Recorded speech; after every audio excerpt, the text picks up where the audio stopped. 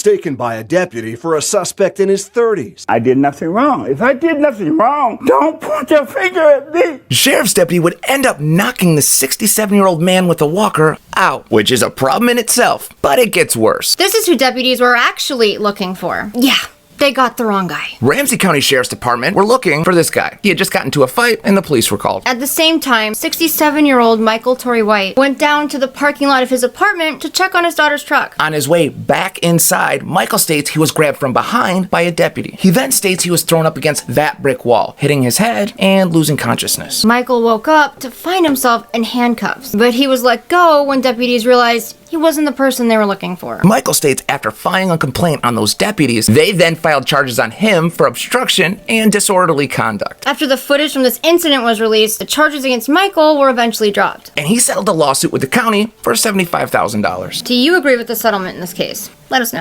Billy Hill was stunned with a taser and hit by a baton more than a dozen times. He did nothing wrong, and there was no reason for being detained. San Bernardino police treated Billy's legs like it was batting practice. But that didn't stop him from arresting Billy for resisting arrest for something he didn't do. One San Bernardino officer had already stopped and cleared Billy. Apparently, there was a motorcycle accident, and the guy on the motorcycle had fled. Billy was stopped a second time out in front of where he worked because those officers thought Billy fit the description. Billy told the officers he does have a motorcycle, but his was at home in the garage. And that's when they went to place him under arrest. Those officers would state Billy tensed up, so he was tased. Billy would yell out, "What are you doing?" while trying to grab at the taser, well, trying to not be tased. The officer would then strike Billy in the leg 16 times with his metal baton, breaking both of them in 5 places. And even though police knew Billy was not the person they were looking for, he was still arrested for this. What do you think about Billy facing charges? Let us know. All she did was walk in a crosswalk moments before she was forcibly detained by a San Francisco police officer. This rough arrest was all over jaywalking